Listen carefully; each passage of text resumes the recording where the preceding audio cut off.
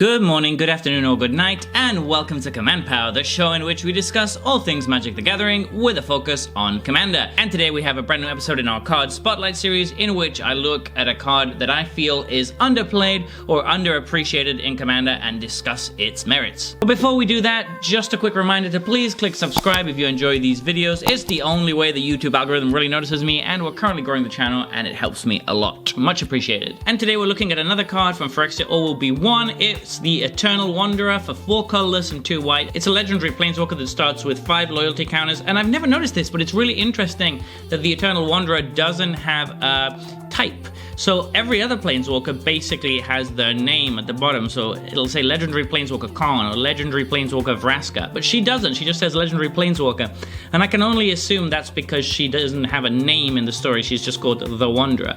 Really interesting. She has a passive ability that says no more than 1 creature can attack the Eternal Wanderer each combat, and then a plus ability that says exile up to 1 target artifact or creature, return that card to the battlefield under their owner's control at the beginning of that player's next end step, and then for 0 it has create a 2/2 white samurai creature token with double strike, and for -4 it has for each player choose a creature that player controls. Each player sacrifices all creatures they control not chosen this way. Wow, that is an insane set of abilities. This card is really strong. Some of the rare planeswalkers in this set are looking amazing. So some people have been speculating that this might be the last set with planeswalkers, that after March of the Machines they're going to do away with the planeswalker subtype. I'm not sure whether I believe that or not, but certainly the fact that planeswalkers in this set are this pushed and have all these experimental abilities kind of seems like they might be going for a last hurrah, trying to make them really memorable before they get rid of the subtype.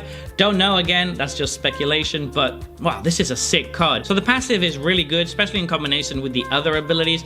The fact that it can only be attacked by 1 creature each combat, and the fact that you can make a double striker for 0 means that it's going to be very easy to protect this. It also means that you can exile their best creature with the plus ability, and then they're going to have to attack you with something else, and it's just going to be easy to protect this. This is a planeswalker that's going to be extremely difficult to remove unless they have a straight up kill planeswalker spell, which aren't that common in Commander. So anyway, that plus ability is going to allow you, as I said, to remove a creature for a turn. That can be used defensively, but it can also exile your own creature and have it return at the end of turn. So it works really well in ETB and Blink decks because it's going to allow you to rebuy those enter the battlefields. It's also a very good card against Voltron commanders that don't have hexproof because you can just exile them and all of their stuff will fall off before they come back. That's really nice as well. Then we have the 0 ability, which just getting 3 double strikers every turn is really solid. You can just have a steady stream of these creatures coming in turn after turn after turn. But the reason I think that this card is super strong is the -4. You can activate it immediately when you cast this planeswalker. She'll survive as well, and you basically get a Tragic Arrogance but only for creatures. Tragic Arrogance is a super strong card in Commander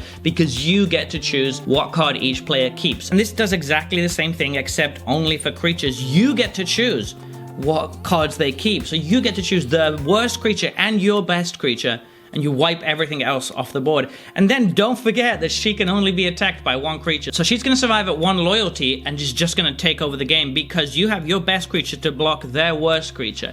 How are they going to kill it then, other than a straight removal spell? This is really much more powerful than it seems on face value. To be honest, a sorcery that just did what the -4 does would almost be playable. It'd be a little bit overpriced, but certainly playable.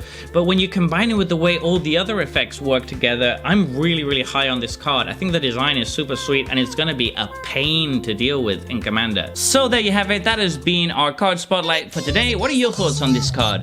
Let me know in the comment section below. I read all comments and respond to all of them too. And if you enjoyed this video, don't forget to click like or subscribe. It really helps the channel. And until next time, take care. Woo!